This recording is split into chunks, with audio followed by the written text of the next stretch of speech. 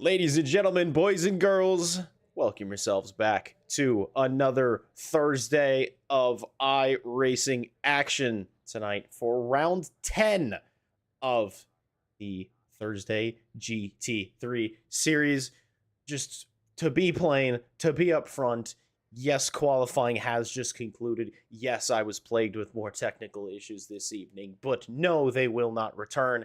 Everything will be good. Everything will be golden. Other than it being the 10th round, there's a few things that make this special. First of all, the circuit that we are at tonight, Autodromo Hermanos Rodriguez, better known as the host of the Mexican GP circuit, or the Mexican GP rather, in Formula 1.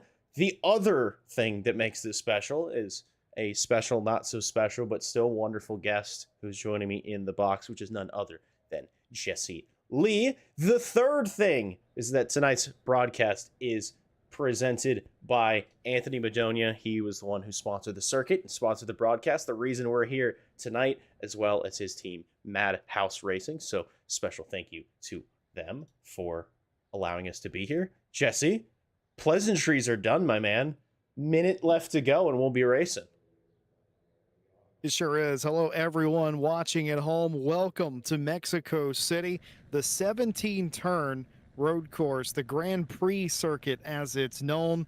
And, well, it's 2.6 miles around, 4.3 kilometers, I think it is.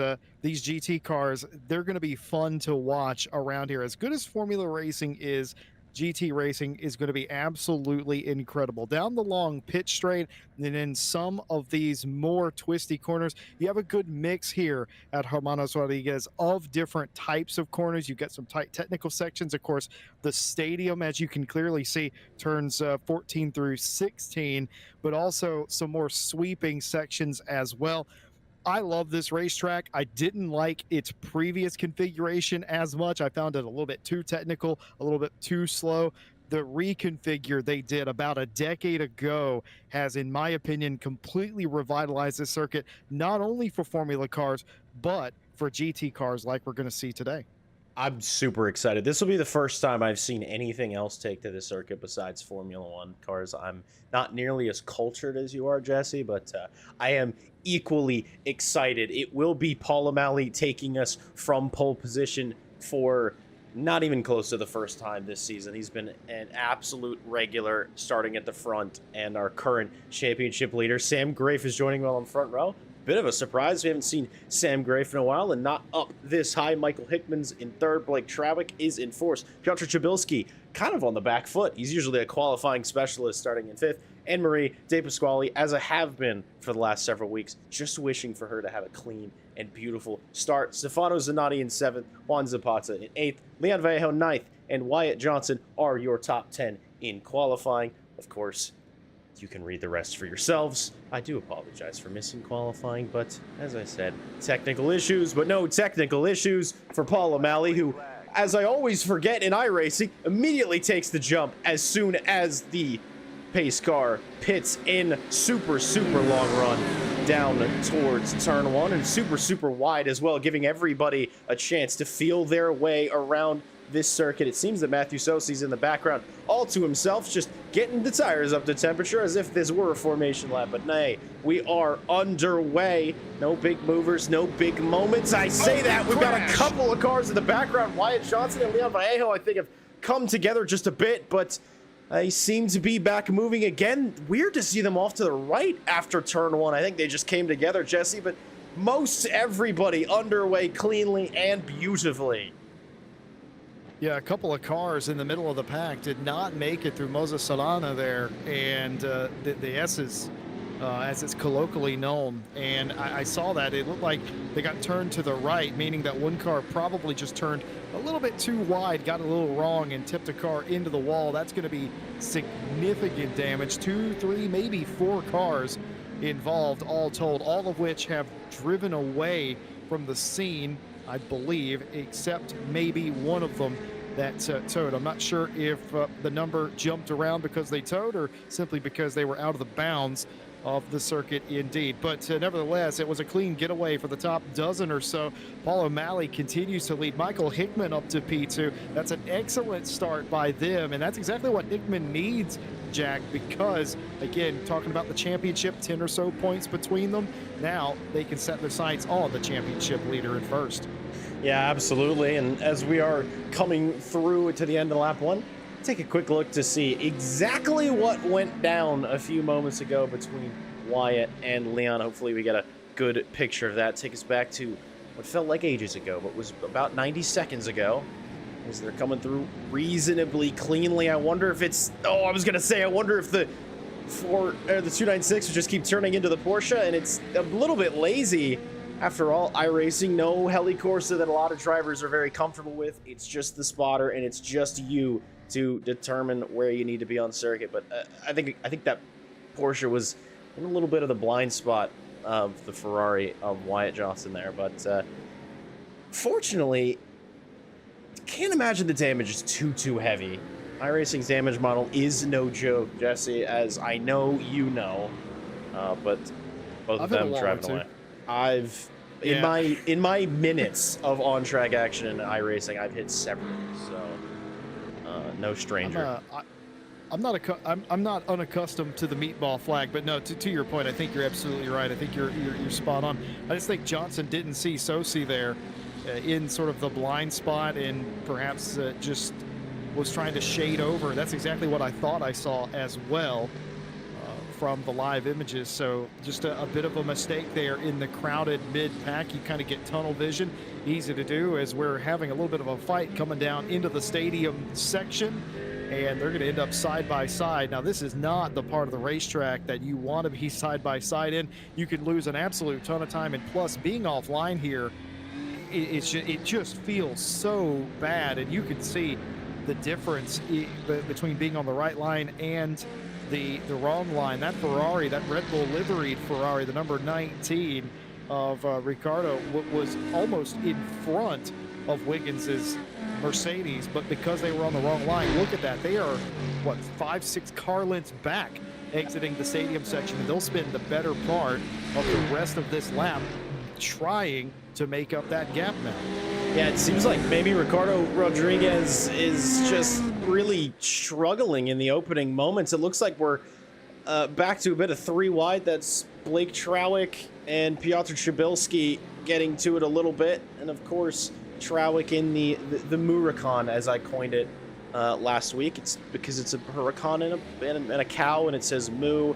Not my most clever moment, but it is a fantastic livery and a very distinct car that has appeared in this. But to see Shabilski not running at the front of the field, which is where he's been so frequently in the past couple of rounds, that leads me to believe that not his favorite circuit among the bunch. And I think Jesse, it looks like Juan Zapata is getting a little bit offline and is now dropping hugely. Like you just said, like you just echoed, there's a lot of places on the circuit where you don't want to end up offline because there's so much momentum from anybody else around you that they're just gonna drive right past you.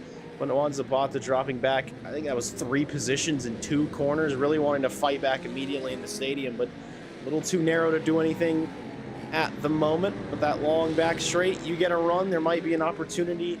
The toe is strong, but the famousness of the circuit, Jesse, of course, is its elevation. It's, what, almost a mile above sea level, which means aero acts differently. Do I know how much iRacing takes that into account? No idea, but I'm sure they do a good job. Yeah, I mean, it sure is. A lot of people don't realize that Mexico City is way up there as far as elevation is concerned. It's also surrounded by mountains. In fact, I don't know if you've ever flown into Mexico City, but you kind of come in amongst mountains and you think, oh, Mexico City's in a valley, but no, it's still up on a plateau itself. And right you are. I can't get over the cow-themed Lamborghini. Of course, Lamborghini's moniker or icon is a bull, of course.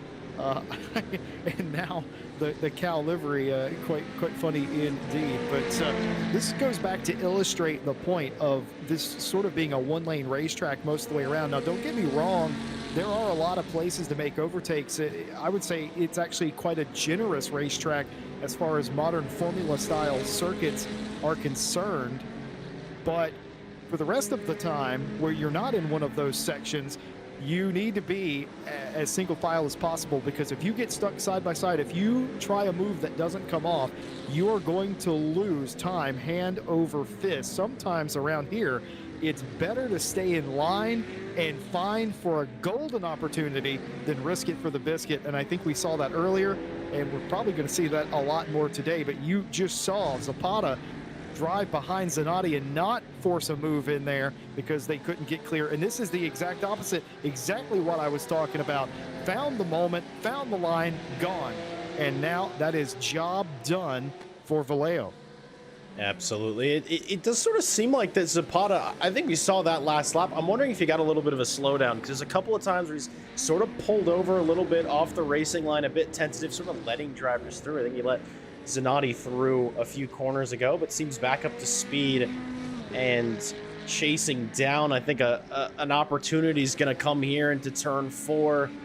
It's one of the bigger braking zones, one of the longer straights. I think we're going to see the Ferrari dive out, but not super confident on the brakes, it seems. I think he's biding his time. I think he's minding his business. He's not trying to ruffle any feathers here. This is a smart race car driver. I've never seen Juan Zapata drive before, but that just looks to me like a driver that knows what they're doing.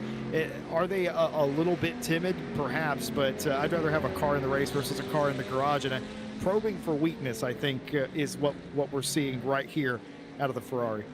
Yeah, I think that's a superbly good call, Jesse. I do think biding their time. I mean, it's not a long race, but it's not a short sprint either. An hour is a lot of laps, a lot of time, and it can end in an absolute flash. On the brakes again, but no, doors shut a little bit, but he's actually forced Stefano Zanotti to make a bit of a mistake there. And through comes Juan Zapata into the stadium. These two are definitely fighting it out. It's funny how similar these cars look, but are entirely different. Two different manufacturers, two different engines, and equally two different drivers. But I don't think it's going to stop anytime soon, Jesse. And I absolutely don't see that as a bad thing, because these two are giving us a heck of a show. I do have to admit, I am still, my brain is still adjusting to how slowly everything seems to be happening, as the nature is with GT Racing versus Formula 1. But on the brakes again, pass and repass for Stefano Zanotti into turn 1. But everybody just kind of looks like they're moving in slow motion, and you know as well as I, Jesse, that is absolutely not the case. These drivers are on it. Yeah, the TV cameras do give that illusion, that trick, but the onboard cameras show a completely different story of just how hard these drivers are wheeling the cars and how quickly they certainly are, especially down the Ovalo and the Principal Straight. So it looks slow because of the way the TV cameras around the racetrack are set up, but it's not. But just some excellent racing here for 7th place. These two are sort of on their own. The Di Pasquale in front, and of course Abbott and Borman behind them are also in a fight. So this fight for 7th is kind of on their own island. One driver will make a mistake and the other will take advantage, and vice versa. And we're going to see it again here. Another little mistake by the Chevrolet of Zanotti, and they're going to get side by side, but closing the door is Zanotti this time. Zapata will not be able to get by through the stadium section. Now, if you're smart, because that put the Chevrolet offline, what you're going to do is exactly what Zapata's doing. Get a better exit here and potentially get a run down the Principal Straight into the S's for the very next turn. Do exactly what he did to you this lap. But I will say that looked like a healthy enough gap. But again, this is GT3 racing. There is BOP. Does the Ferrari have the grunt and the toe to make a move down into 1? It's going to be close. They've sort of been, well, not quite. Stepping out, though, getting in the mirrors just a bit, but no repass this time around. Looking a bit further back, there's a three-way fight between Borman, Martinez, and Sanabria all happening. Say we've only seen, save for last round, we've only seen 2 Ferrari 296s, or one other Ferrari 296 on track. Tonight we're delighted with 2. one of my favorite things in the world, Jesse, I'm sure you know this, is a field filled with different manufacturers that are all seemingly performing equally. A good BOP makes me very, very happy.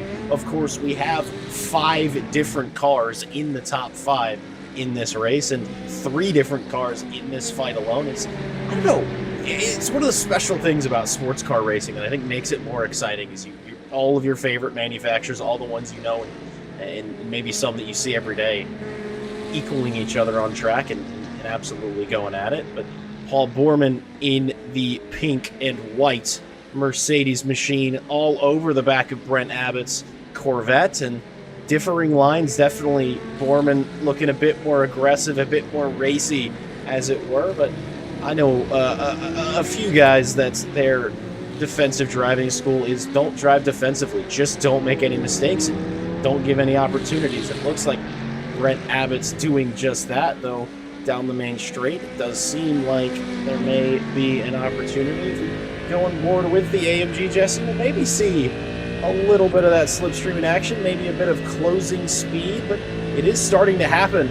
Look at the delta on the left, already a 1/10 of a second closer, but on the brakes, not quite close enough. But that toe is absolutely nothing to sneeze at. Yeah, it's a long straight here in Mexico City. Like it used to be at one point, it was one of the longest straights in Formula One. I don't even know if that's the case anymore with some of the other Tilka circuits that have been built, but at one time it was monstrous, and it still is. And it doesn't matter what car you race here, you will get a humongous toe. One thing about Mexico City is I don't think a lot of people understand how many different race cars race around this circuit. It's not just Formula One and the like. GT cars, NASCAR races here, touring cars, etc., and so on. It's a varied list, and in my opinion, this track is one of the few in the world that really works for all racing because it is so varied in its corners. One thing I want to point out, though, as this race goes on, oh my goodness, Rodriguez Martinez has gone off the racetrack. The 19, I don't know, I think they made it to the wall, but the front clip's still on it. They're going to regather it. Did the smart thing there and backed up ever so slightly to go forward instead of fully reversing into traffic. Very smart indeed. So the 19 into the wall, and they will either be looking for repairs or just be looking to get back into the race, down to P17. I was just going to make the point, Jack. I have seen several cars go off of the racetrack early in this race in some of the corners. iRacing does not play around with off tracks, as you know. I start to worry this track will play with your mind a little bit, and it will get into your head, and also it will make you stack up these track limit warnings. And the one thing you cannot afford in a race that started off pretty cleanly, let's be honest, most of the cars still together in a line, you cannot have a penalty for track limits here today. Absolutely not. And it could be a race decider. Oh, the dreaded disappearance. Blake Trowick has just disappeared off the racing circuit. Never mind, of course he's back. The Huracan doing the old turn on the cloaking machine and continue on. No, naturally, that is just a product of everybody racing from all around, and sometimes a bit of drop in internet connection. Not something you get to see in real-life racing, Jesse. It is something that is reserved only for sim racing. It would be it would be interesting if teleportation came to international GT racing. I don't know how the stewards would feel about it. It seems like it could be a bit dangerous, but maybe we'll get there one day. I would just teleport straight to the end of the circuit every lap and be like, look, I've already won the race. It's all happened. But now that he's back onto the circuit, Anne-Marie in the Ford Mustang, the Red Bull Racing Esports Ford Mustang is looking to try to make a move up the inside of the Huracan, but no openings there. Further back, though, Juan Zapata and Stefano Zanatti have not stopped. We're still doing this. They're still doing this. Oh, they're side by side. This is brilliant through the S's here. Looks like the Ferrari is going to win out here, but no, here comes the Corvette back. Didn't quite get side by side, but might have a little better run. What will Zanatti do here in the right-hander? Actually, technically, it's a left-hander first. They will be on the wrong side of the racetrack, and they're just going to fall back in line, hopefully catching Zapata off guard. They don't. Zapata drives away. That pass was several laps in the making, and I dare say we're not done yet, but look in the background. Look who's closing in just a little bit. David Wiggins is coming into the picture here in their Mercedes. That gap was significantly bigger a few laps ago, and Zapata now trying to get a move on and get away from Zanatti, trying to make Wiggins Zanatti's problem and not his own. Yeah, I think that's a good call there. Fighting, after all, it's something that people talk about a lot, but maybe don't think about as much with, you know, going wheel to wheel is you are going to slow each other down. That is the nature of, you know, going too wide into corners. Believe it or not, if you have a racetrack not to yourself and you're going too wide with a car, somebody's not going to be on the racing line half the time, which means you're going to be going slower, which means the cars behind might end up with an opportunity. But it's all panning out pretty beautifully. It's Paul O'Malley still who leads this race very comfortably from the green flag. And Michael Hickman as well, getting up to second early on and staying there. Sam Grave in third. Shabilsky's made his way up to fourth, and I think the fifth place spot is going to be heavily contested, as are a lot of positions in this race, Jesse. This, I know you're new to this championship, and of course, thank you again for joining me here. But it's been really good, but it's gone a bit bad. Oh, it's getting a bit clumsy out there into the S's, but it was Abbott and Borman that came together, and Abbott's sort of stranded there on the outside of the racetrack. He's waiting to fire it back up and get going across, but given where he is on the circuit, he doesn't want to move. I think he's going to take his moment now, but he's fallen back hugely, and that's certainly super smart. A bit of damage. Say, that's a horrible place to be stuck. I don't think there was contact with Borman. I think Brent Abbott lost it by themselves. And unless there was something off camera I didn't see, I could have sworn that Brent Abbott just lost it by themselves trying to gas it up. And if that is the case, poor Borman, who just had to slam on the brakes right there, get on the binders and sit there for a minute until the situation sorted itself out. Speaking of sitting there, what a move by Abbott. I am a huge fan for driving standards and that sort of thing. And it's one of my favorite topics to talk about. And bravo to Brent Abbott there, who could have gassed that up and potentially got into a sketchy situation.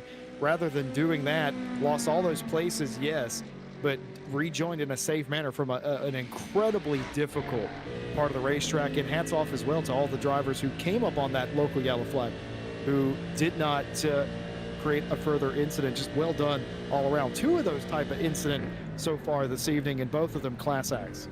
Yeah, oh, it's superbly done. That was a lot of curb by David Wiggins. You said, oh, he's closing up on Zanatti. He has closed up, and he's already right up behind him. But yeah, there's been a couple of those, and I do just want to take a look back at what you talked about, because I'm very curious to see if it was just what you said. Maybe he lost it on his own. Maybe a bit of a whoopsie-daisy, a bit of a lazy spin on a corner exit. But I do want to give these two a moment to decide their fates, as it seems that Zanatti is a little bit left out, and there comes David Wiggins on through it. It doesn't look like, I have to admit, it seems that Corvette's not exactly being put in the right position, or maybe isn't quite set up as beautifully as Zanatti would like, because it looks like he's struggling in the car. But David Wiggins taking advantage, jumping up to 8th place, and let's take a look back at turn 3, excuse me, from last lap. What occurred when Brent Abbott went around?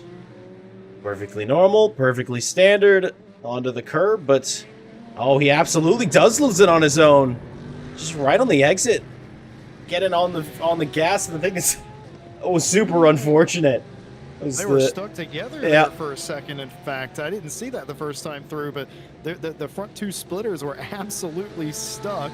The 11, Abbott lets Borman go by backing up, and again, just an excellent job there. I don't think we we give away good hands awards here at ARL, but maybe we should, because that's just smart and respectful sort of driving. You know, you've had the spin, and it's the hardest thing, Jack. We both been there, right? When we've been in a race and we're in the heat of competition, and all of a sudden we're taken out of that, and our brains, our race car driver brains, goes right to get back in the race as quickly as possible, minimize damage, and that can often create more of a problem. So to have the wherewithal to be smart, to be safe, to not impede anyone else's race anymore, I just, like I said, I have an incredible soft spot for drivers that are very mindful of the rest of the competitors. Absolutely. It's almost like a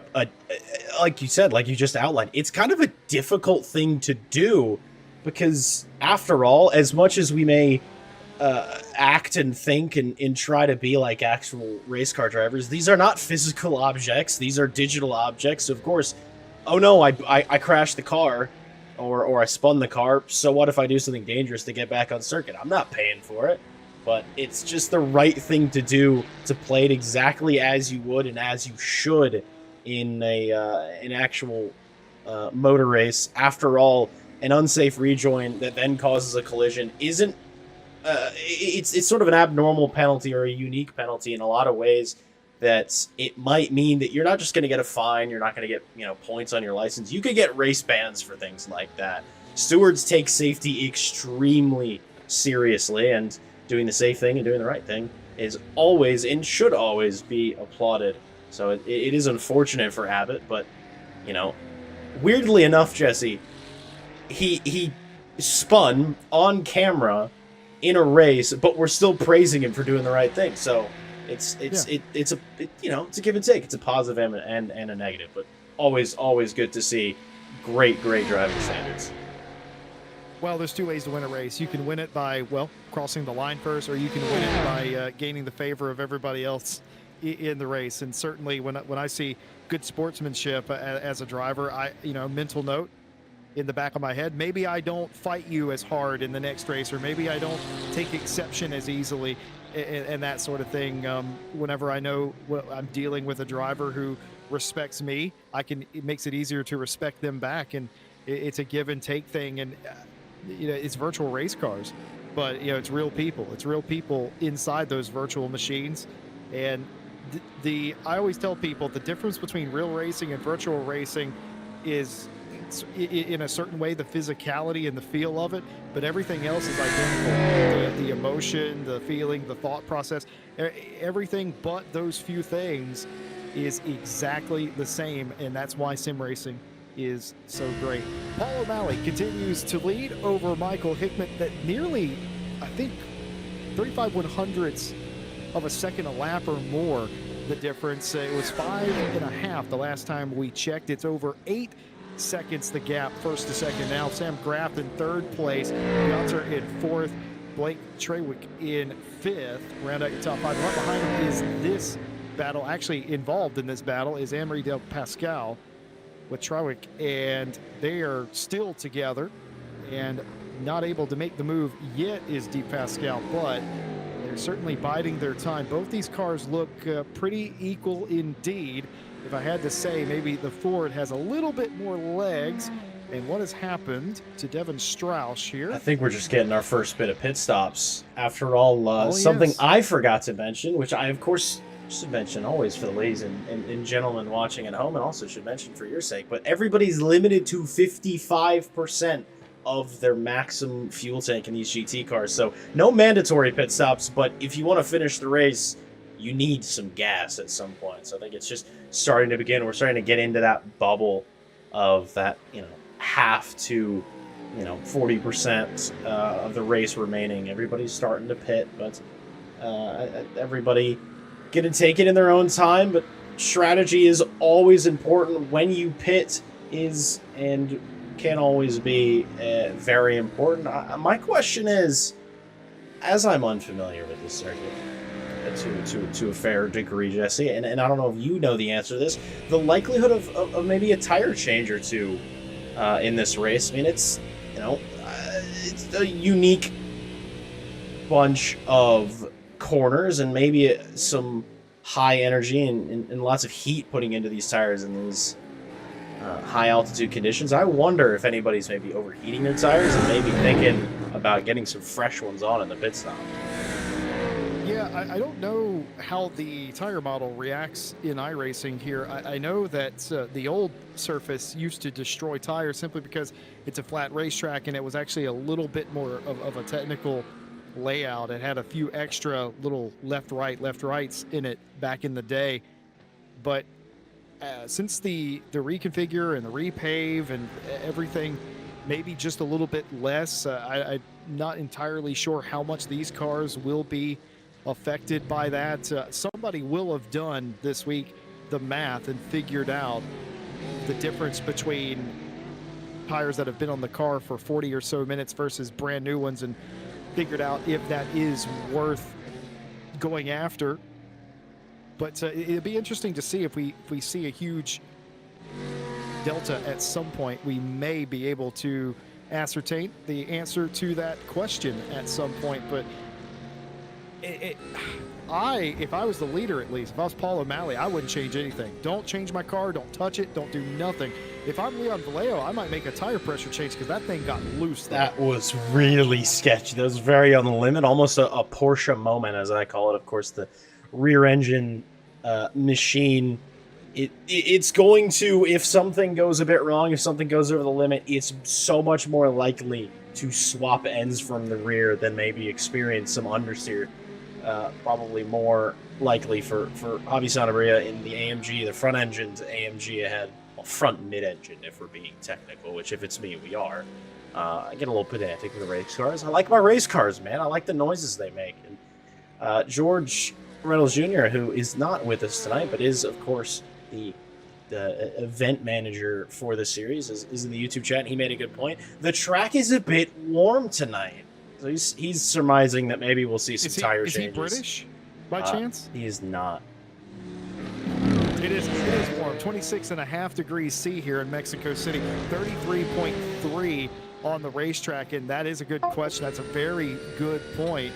What will that do to the tire tread as well? Because hotter track, more slip, usually makes the tires degrade a little bit more, but yeah, it's very warm indeed. And if there are any drivers from the UK in the race, well, luckily it's quite late in the evening, isn't it? Hopefully it's cooled off over there. I know they're dealing with a quite serious heat wave indeed. Windscreen wiper on for the number 19, Rodriguez.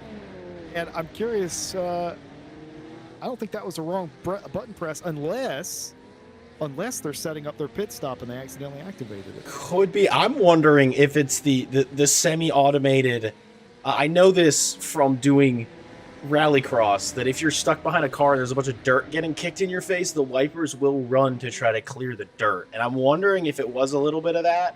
It did look like Ingvar Thorsen in the Porsche head maybe kicked up a bit of dirt. But I equally, I think, wrong button or iRacing attributing a bit of dirt in their face to, we need to clean the windshield real quick.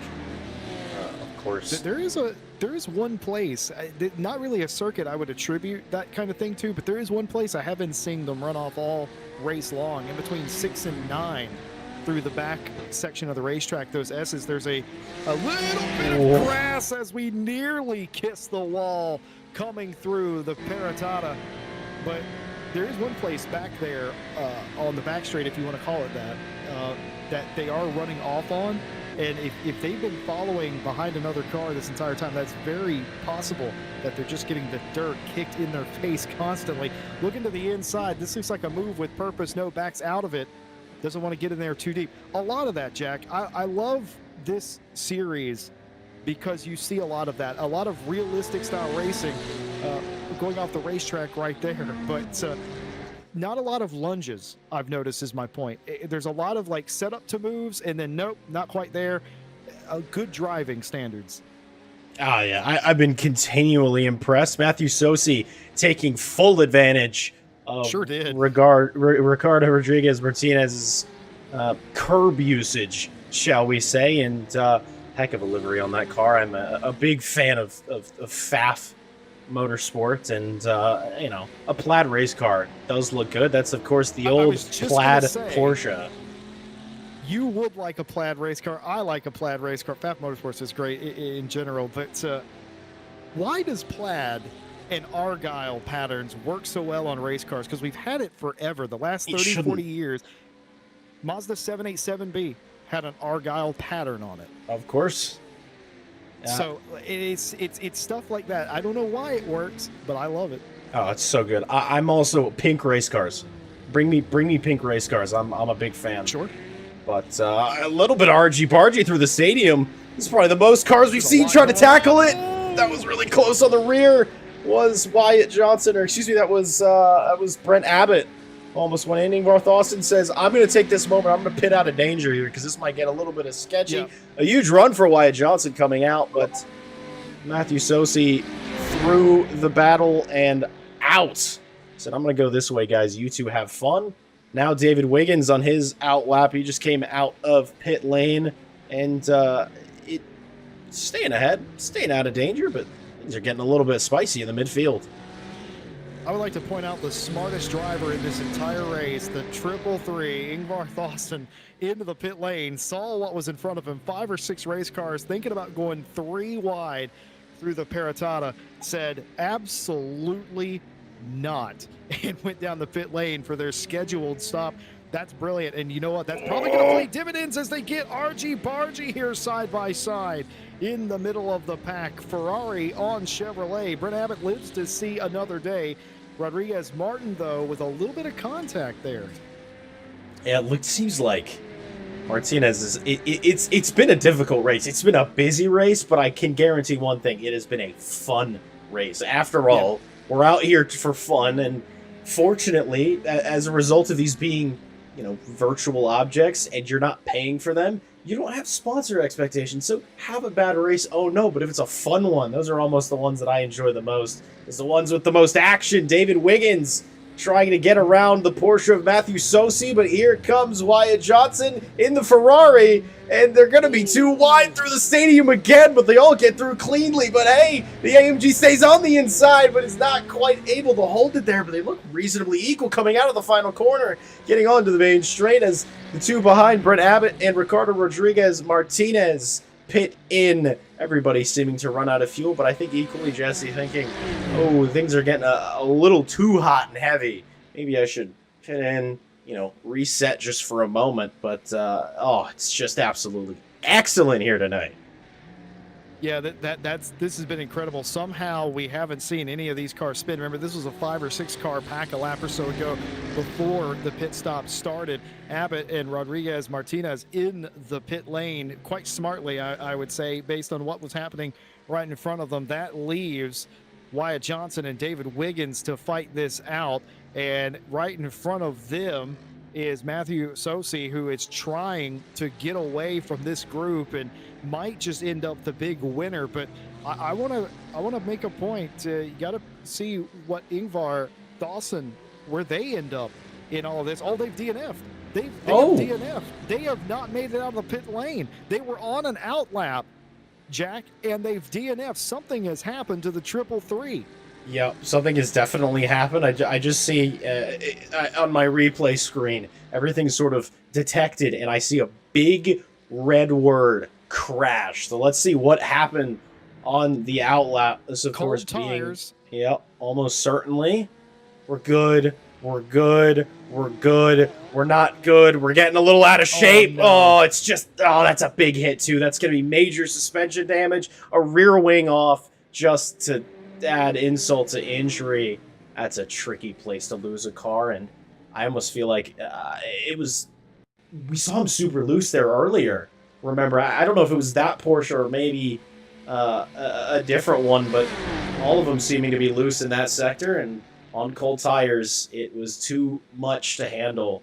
Ingvar Thawson, super smart to pit out of danger like that, but unfortunately found the wall, and I'm going to say it, somehow only our first retirement. With all the aggressiveness and great hard racing we've seen, the only car to lose it so far has been on their own, and I think that's just a a testament to the standards that we're seeing here tonight. It does seem like Wyatt Johnson, I think, had the flashers on earlier. He said, "Hey, you either need to speed up or get out my way because I want to come through." 3 different cars, 3 different engine layouts, well, 3 different entirely different engines after all, and I don't know. This is GT racing. This is superb. Juan Zapata in the pit lane, the furthest up of the cars in the running order to come down. Most of the mid-pack, as you clearly see illustrated on the right side of the timing tower, have been down the pit lane at some point. Completely wide here off of the racing surface all the way for Wyatt Johnson. Will retain that spot. Here comes Wiggins again, who had lost out to both of these cars, now looking to gain both spots back around the outside. That will become the inside for the stadium section, and they're going to do it, Jack. Somehow, out of absolute nowhere, they've been promoted back to the previous spot they were in. David Wiggins up to 12 now. That is exactly what you're looking for, and that again goes back to illustrate my point. They got side by side, and it all came undone for South and Johnson. I mean, it's as simple as that. And now Wiggins, who looked like they were dead to rights, has got the spot back again in 12th. Yeah, they saw a moment. I'm wondering if any of that level, because it seemed like Wyatt Johnson in their Ferrari, they didn't fight it too hard. I think that they had gotten a slowdown penalty because they did go fully off the track and cut an entire corner. I think they were managing a pretty hefty slowdown penalty, but managing, I think, only to lose that one position. But super, super great driving from the pair. Does seem that things are starting to change a bit at the front. Our race leader, Paul O'Malley's in pit lane. Piotr Trzabilski has found himself. He's been closing ever so slightly lap after lap since this race began on the back of Sam Graff. And Trzabilski, of course, one of the quickest drivers out here in race trim. And my question is, you're always, when you're behind a car like this, you know a pit stop is coming, Jesse. Sometimes you have a choice. You're like, all right, am I going to pit opposite of this guy? If this guy doesn't go in this lap, I'm going. And if he does, I do one more. Or I wonder possibly if these two are going to end up following each other into the pit lane, which I kind of hope is what's going to happen, because it's always more exciting. A race out of pit lane, a race into pit lane is always great. But Trzabilski looking hungry, looking quick. I think he wants to find himself one step closer to the podium. Of course, he's on it now, but a couple of drivers have pitted in. Oh, getting a little bit. We're getting fast and loose with it now. Well, I'm not Trzabilski's engineer, crew chief, but that changed my mind of my chess strategy. It's no longer chess, it's checkers, and we're going to box this time because that car is loose and on the verge of out of control, and we need to come down and get our pit stop done right now and not lose that race car. So that one little moment, if I was his engineer, would have completely changed my opinion. The what'd you call it? The Muagini? The Murakan. The Murakan. You can, hey, if you want to, Calberghini Murakan. What do we think? Go both? I mean, I love it. I'm just not sure my accent is capable of that level of alliteration. I love it though. Down into the pit lane, as most of the drivers in this time. We saw Paul O'Malley, your race leader and pole sitter, come in a lap prior. Hickman is in and out. Graff following everybody. Trzabilski and the lot in this time. In fact, only 2 cars have not done their stops today. De Pascal and Borman are the only 2. And just as I say that, Borman thunders under us and into the pit lane, leaving our race leader, Anne-Marie De Pascal, the only car that has not done their stop, unless you count Ricky Bobby, who is in 18th place. So just about everyone done with their stops. No major issues on pit lane that I am aware of. Everyone ended up kind of where they were. O'Malley will retake the lead once the cycle completes. Hickman, Graff, and this driver, Piotr, will stay the top 3 or 4 cars. And Man, I love it when they all come in, and this is what you wanted, wasn't it, Jack? It is. You wanted to come in together and not spoil the party, and they haven't done. Yeah, absolutely. And it was also fun to see them all launch out of their pit stalls as well. It seemed like maybe it's one of those things you think about. It's like, oh, maybe if I try to short fill the car, maybe I could beat the guy at a pit lane, but I don't know how much fuel they're taking. So it's never really a gamble that pays off, but it could be something exciting. But they both thundered out of their pit stalls and are exactly where they ended up. So it'll be Paul O'Malley retaking the lead of the race, and Marie de Pascal, which I'll be honest, you know me, I'm fairly confident in getting names wrong. I've been the least confident in Anne Marie's last name of possibly any driver ever. And you saying De Pascal, I think opened it up for me. I think that's how we're gonna say the name now. And Anne Marie, I know you've watched some of these broadcasts. I don't know if I've been saying your name wrong. I'm gonna assume I have, so I'm gonna apologize. Usually I don't, and just am happy being wrong. But I don't know. I think, Jesse, for the first time maybe ever in your life, you say something right that I say wrong. Don't tell my wife that. She will not. She will not like that I have a point on the board. She will not be happy with that. Paul O'Malley goes back to the lead, 13 seconds in front of Michael Hickman. That is not only the battle for the win of the race, or the lack of battle, I should say, but that is the battle for the championship as it progresses between those two as it stands right now. Sam Graff in third place and Piotr in fourth. As we said, that battle will continue indeed, as now Anne-Marie de Pascal continues to hunt the Muacan down for a spot in the top five. That battle absolutely reinvigorated by the pit stop cycle. Yeah, it seemed Anne-Marie was a little bit further back when Blake Trowick went into pit lane. I think doing those extra lap or two of an opportunity. Well spotted by De Pascal there, coming into turn 11. Just that, noticing, hey, there's a gap that opened up. I think the Lamborghini's taking this a little bit too safe. Watch this. Dive for the inside. A super, super good move. Clean. And Jesse, I don't think we've seen a move there yet today, showing that there's still plenty of places left on this circuit that there are moves to be made.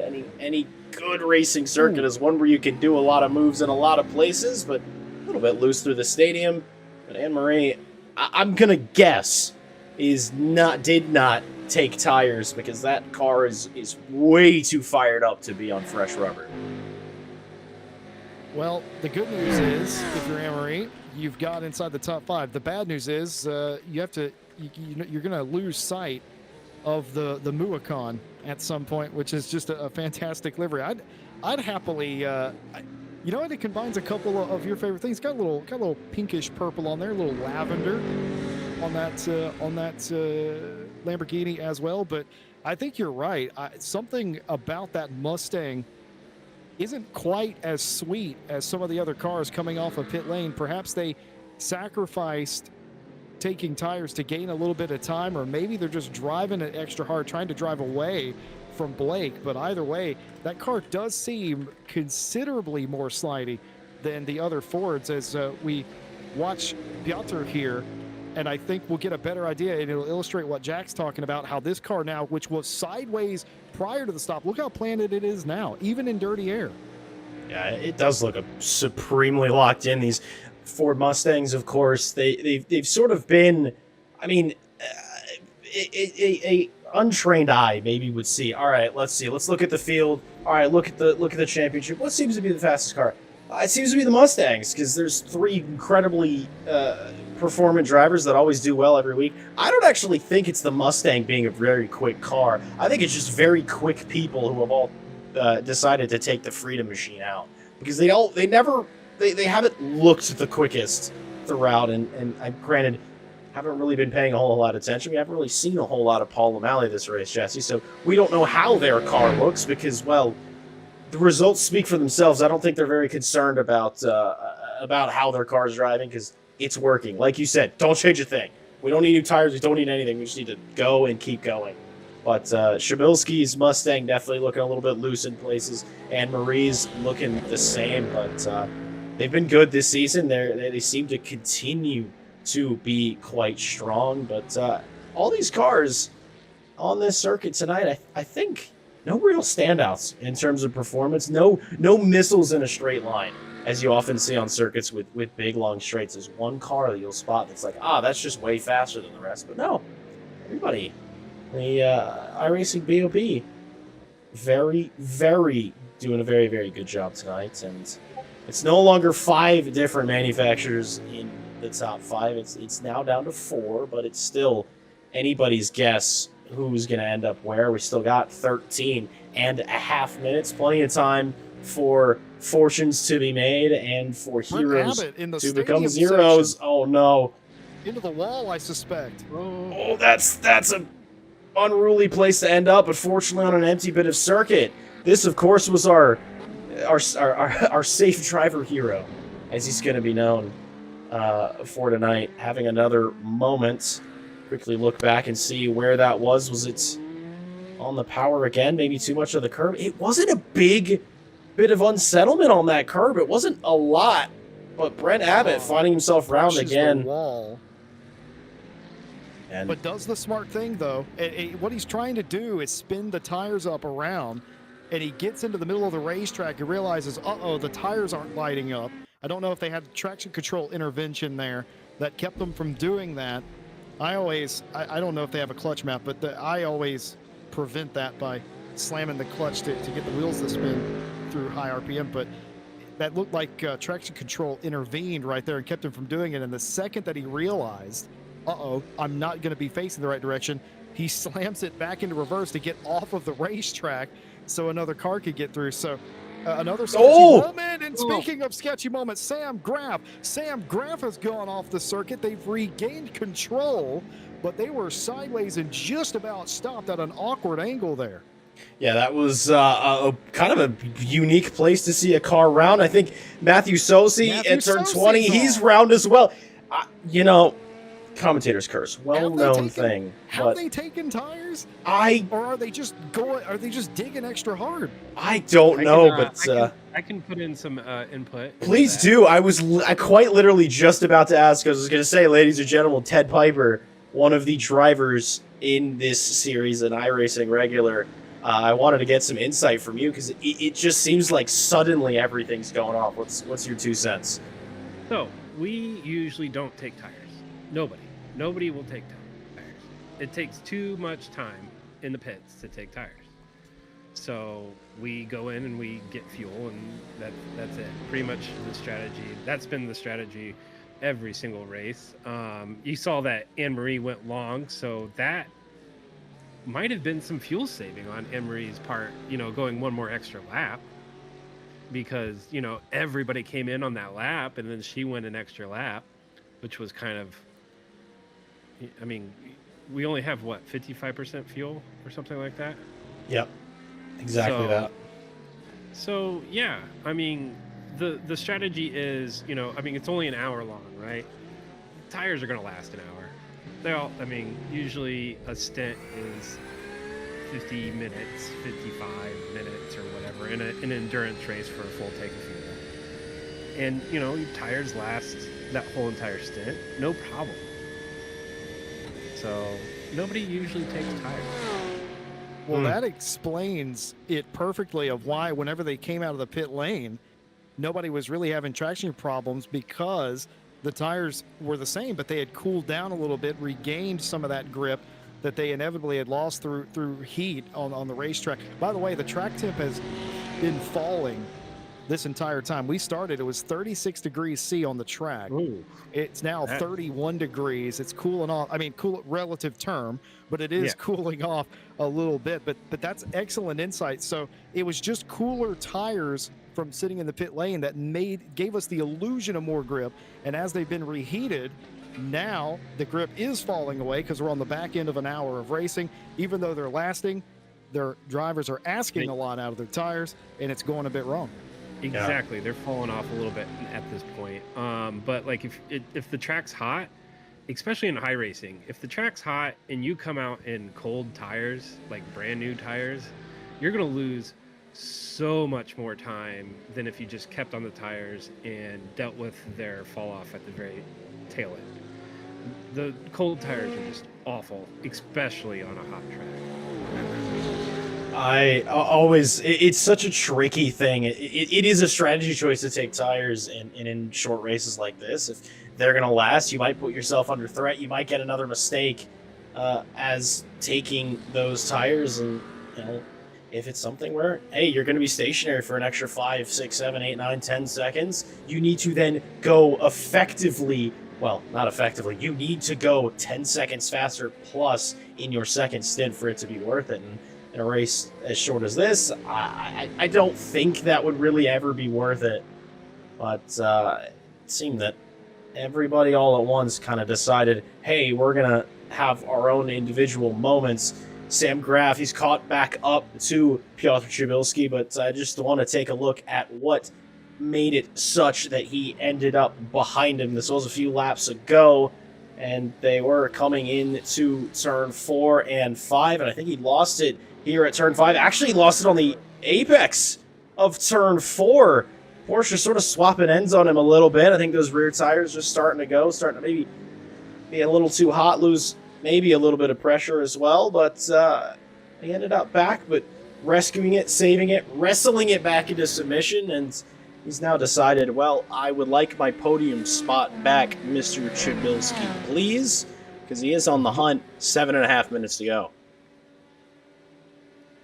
I think it's kind of crazy, Sam Graf putting pressure on Peter, is what I always say, because I can't pronounce it. Well, how do you pronounce that? Piotr. Piotr. Yeah, so I did an interview with him, and he was like, "Oh, feel free to call me Peter." And I was like, "I don't know, how do you actually say it?" He's like, "Well, it's Piotr Chabilski." For some reason, I can run that off really easily. I'm not able to very easily I don't pronounce things very well, and we've always just called him Peter in voice chat and stuff. And Sam and the boys are all in voice chat right now, I'm sure, chatting up about this. But I was over there with them, and just before I popped into here, and I was like, Sam, what are you doing in third? Yeah, I mentioned that. He started on the front row tonight. He's absolutely driving sweet at because the circuit. We are doing a new, what is it, classification for season 3, and Sam has been fighting us to even be. He's like, I'm not pro-am. I was like, Sam, you're squarely in pro-am. Well, now Sam, you look like you're a pro.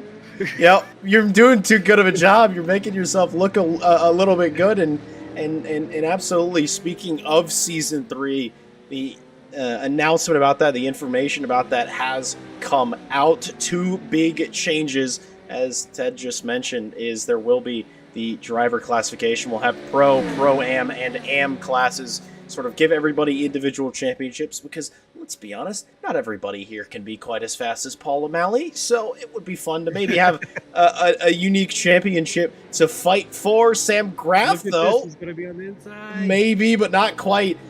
He's definitely looking racy. As I think that's Brent Abbott in the Corvette behind. He just went round, and I'm wondering if that first spin and maybe the second spin has just caused a bit of damage to the tire. He's back moving again, and I guarantee he did it very safely because he's our safety king. But Sam Graf is rounded turn 4 again. He's parked just up. He's going to lose a couple of positions because of it. Oh my goodness. An absolute nightmare for Sam. Again, a third or fourth spin.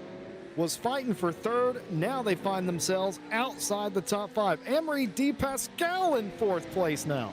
That's an unbelievable turn of events. And you know what? I have a theory. I'm putting my tinfoil hat on. Just to be clear, I think Sam's listening.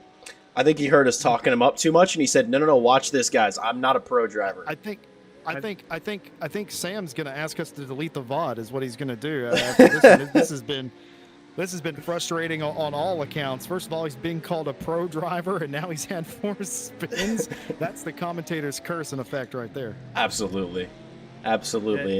It's either a commentator's curse or Stefano has said something really funny in voice chat. True. And he has lost it. Yeah. Stefano Zanotti, our Italian stallion, and the few interactions I've had with him is an absolute ride. He's a incredibly funny. I wish I could rig up the you know, a microphone to Zanotti that I could just queue up. Granted, I'm afraid many of the things he says possibly not broadcastable, but it is deeply hilarious. A super funny individual to listen to it, and honestly, I would not be surprised that I think you might be right. Sam might have been busting a gut mid corner and sent himself around, but I would say there's a little bit of time to catch up. But 3.5 minutes, handful of laps remaining. I mean, it's 2.5, 3 seconds to the back of the Calberghini Muracan of Blake Trowick, so there's always a chance. Adding to it, you just won't. I won't let it go. Next week. I mean, listen, it's the best sounding. It's the puns. Oh, look, he's moving up the field. Oh, do not give me ideas, Jesse Lee. Wonderful work. This guy I work with. But no, it's been. This has been, lads. This has been a fantastic race, hasn't it? Really. I mean, we've seen a little bit of everything. A little bit of drama, mostly, almost exclusively self-induced spins, some drama certainly, but also some fantastic racing, some excellent sportsmanship, sort of a textbook. Oh, it's turn 4 again. Bobby Sanabria ran round. Broadcasters curse, come on. Listen, I do it for a living. Who else do we want to have a spin here? You know, I feel like Paul O'Malley's been doing a little bit too well. You know, Paul O'Malley is one of the best iRacers of all time. He couldn't make a mistake if his life depended on it. Turn 4? Nope. He's good. He's got it in hit. I did say that through 4. That was incredibly foolish. O'Malley is gonna be sending me threatening letters here in a minute if I keep this up. No, we got something going on with Boardman and Wyatt. Ooh, you're right. Oh, they're side by side. They are side by side, and they're going to head into turn 14. But it actually looks like Boardman's almost dropped back, maybe lifted off the accelerator a little bit, and just sort of let Wyatt Johnson up.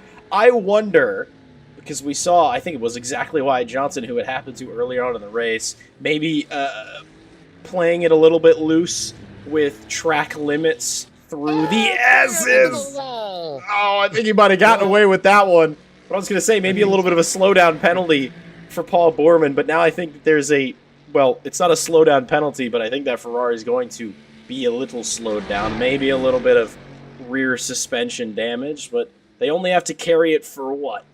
A lap, maybe 2 more, but I don't think the fight's over. In the background, the white flag waving, so. Oh. Last lap, leader has taken the white flag. Paul O'Malley, who has been on cruise control here all day. Michael Hickman, P2, 14.25 seconds behind, and they've come up from 3rd. You'll remember they were not on the front row of the grid, but they took that quite quickly, and they've been there ever since. But unfortunately, every lap has gone in the favor of the number 30 Ford Mustang of Paul O'Malley.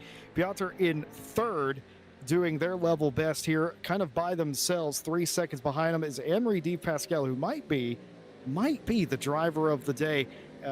Did a pit stop at the right time, maybe saved an extra lap of fuel on that limited fuel cell, and has picked up the pieces of everybody else's dismay, and is likely going to finish in 4th place. Blake Trowick in 5th, rounds out your top 5.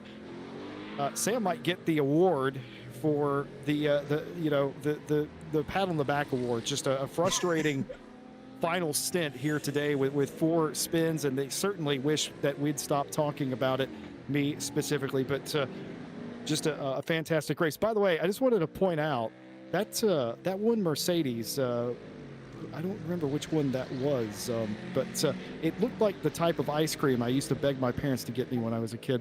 It is a Neapolitan race car. You're absolutely right. Oh, that's... Paul O'Malley. I'm hungry now. Paul O'Malley's going to take it. Oh, the Deadman GT. What an excellent drive it was for him. Absolutely impeccable and pristine. No mark on that race car, no fault at all. Excellent job. Michael Hickman did everything they could to keep the title fight alive. P2 today, up from 3rd. A well-ran, quiet race for Hickman. Not nearly as quiet was the race for Piotr Shabilski, another driver that I think would be in contention for driver of the day. They started in fifth position, were as low as sixth at any point, but made their way up. Anne-Marie De Pascal, though, an absolute stellar race. Finally, a clean, good start under her belt. I've been wanting it for weeks. She's been so unlucky on race starts, but finally finishing fourth. Blake Trowick, the Murakhan, who, I was going to try to think of a cow pun on the fly, but I don't think I will do that. He finished fifth. There's a cow on the car. I don't know. We'll move on from there. Sam Graff, a disappointing affair. Ooh, well spotted, my good man. I made a pun and I didn't even mean to. Sam Graff is going to finish in sixth. Juan Zapata, seventh position. Stefano Zanotti is going to end up in eighth. David Wiggins, ninth. Leon Vallejo is going to round out your top 10. Javi Sanabria in 11th. Wyatt Johnson in 12th. Paul Borman, 13th. Daniel Kent, 14th. Ricardo Rodriguez Martinez in 15th. Matthew Sosi, 16th. Devin Strauch, 17th position. Brent Abbott, 18th. Ricky Bobby, as I've just learned, is making his iRacing debut over from LMU. And he said, bit different this. And he finishes in 19th. It is quite different. Fast in LMU too. He's really fast in LMU. So. Fast in LMU, and an overall swell human being who takes his name from a champion, being that of a fictional character. Look at this. I love this. You got Michael Hickman and Paul O'Malley, kind of a little bit of respect there with the lights flashing at each other. They know they're the top of the crop, and they're celebrating together. I love to see this. This is the spirit of sim racing right here. You're competitors, but the second the flag is thrown and the race is over, you're mates again. And this is motorsport in general. You love to see it. Absolutely. It's a beautiful thing. It's been a beautiful, beautiful race. Oh, wow. I wish I meant to do that. That was nice. And the two 296s. Just sort of appearing into shot, going on their little parade lap. But no, it's been an absolutely excellent race, and I figure maybe we go and attempt to catch up with the man himself, the man of the hour, Paul O'Malley, Mr. Dadman GT.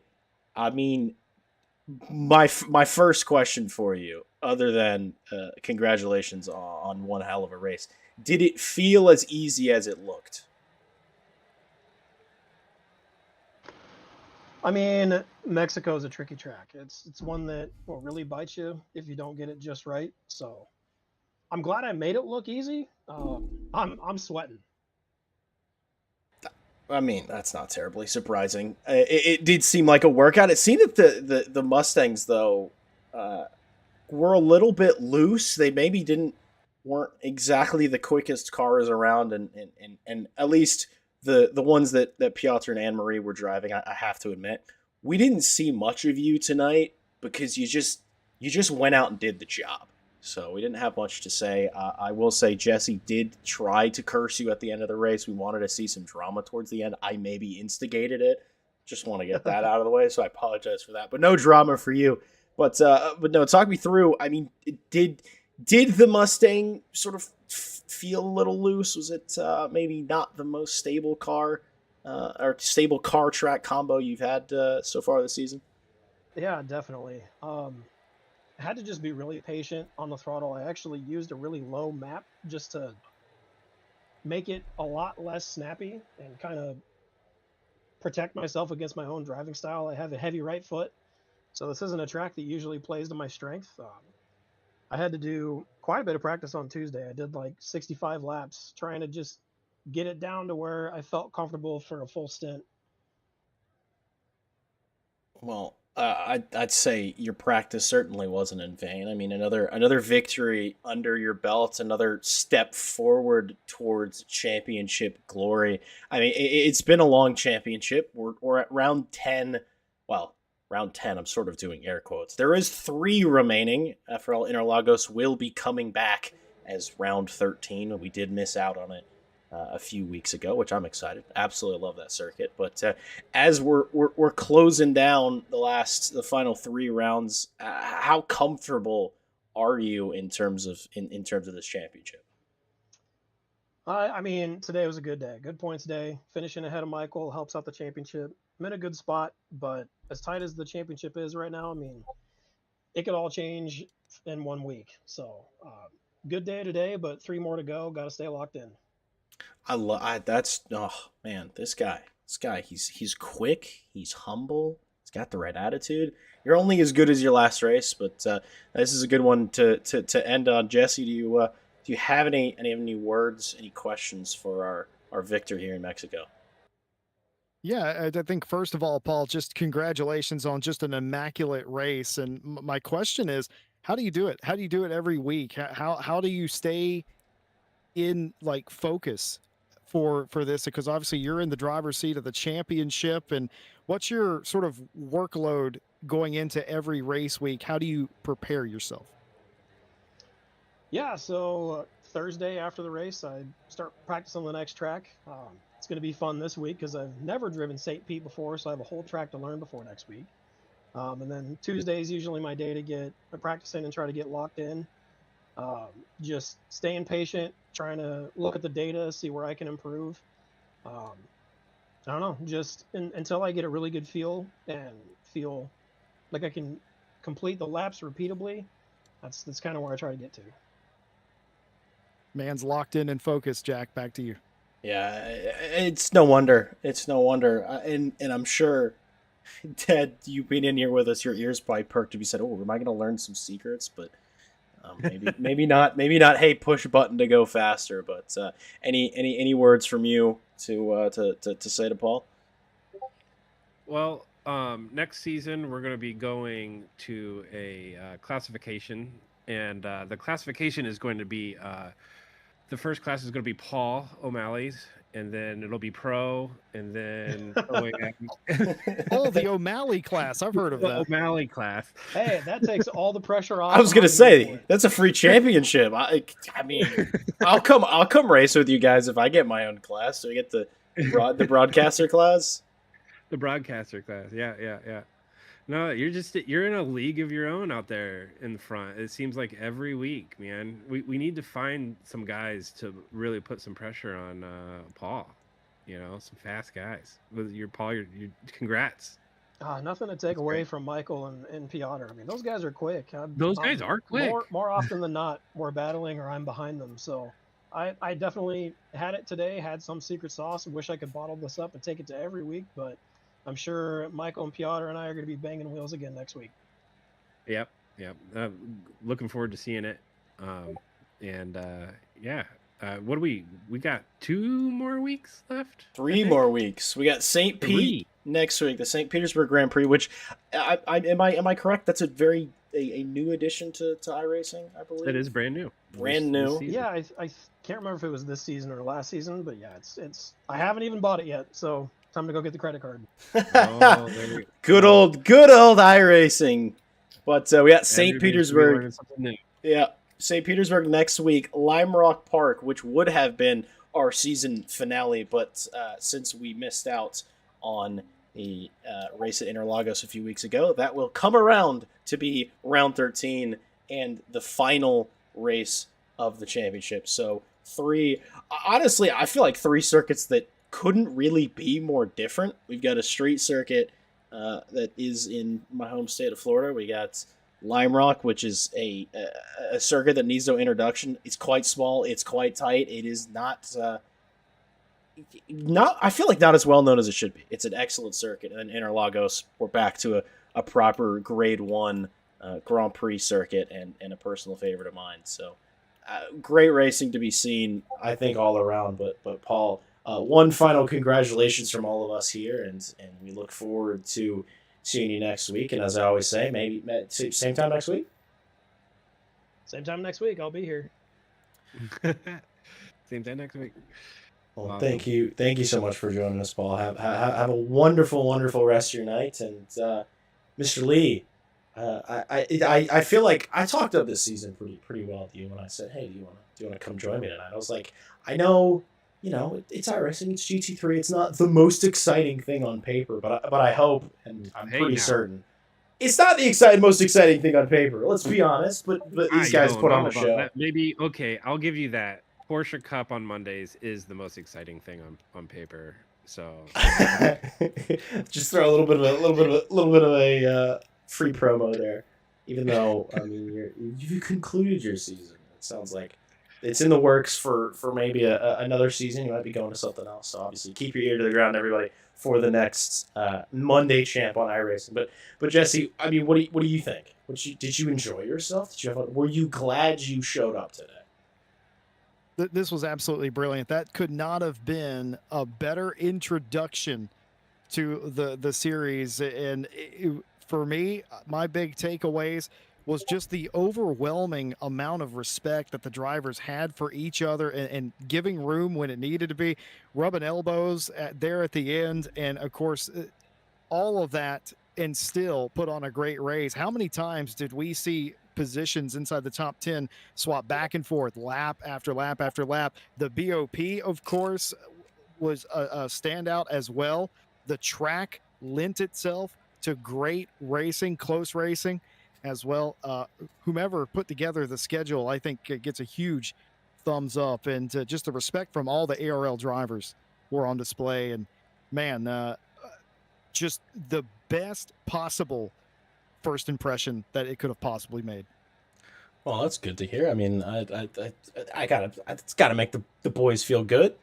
Everybody, all the wonderful people in the admin team at ARL who runs all the events, not just on iRacing, but on LMU, on ACC, and on AMS2. Everybody does a great job. Wonderful, wonderful crop of drivers, and it seems to only be getting better. And if you want to join what goes on here, and maybe iRacing's not your thing, good news. Pretty much every major sim is up for grabs on ARL. Just about an event every day of the week, sometimes multiple events on any given day. But head over to americasracingleague.com. All the information is there. That will take you to SimGrid, where almost every event is posted. It will take you to Discord, where all the information about all the wonderful, wonderful stuff we got going on here will be as well. Another special thank you to Anthony Madonia and Madhouse Racing for sponsoring this stream. And thank you all for being here. Thank you to all the drivers. And my homework, since I regularly give homework for some reason, I don't know. We're at Detroit this week, so go watch Detroit. Watch one of everything. I think there's IMSA, there's IndyCar, and I believe NASCAR as well. So all the wonderful freedom machines hitting a very unique circuit, and I'm sure there's going to be some great racing. Go watch some racing. At the end of the day, that's what we're all here for. Bit of fun. Anyways, that's going to do it from us here at America's Racing League. Be good to yourself. Don't take everything so seriously. Be safe, and have a wonderful, wonderful rest of your week. We will speak to you all soon.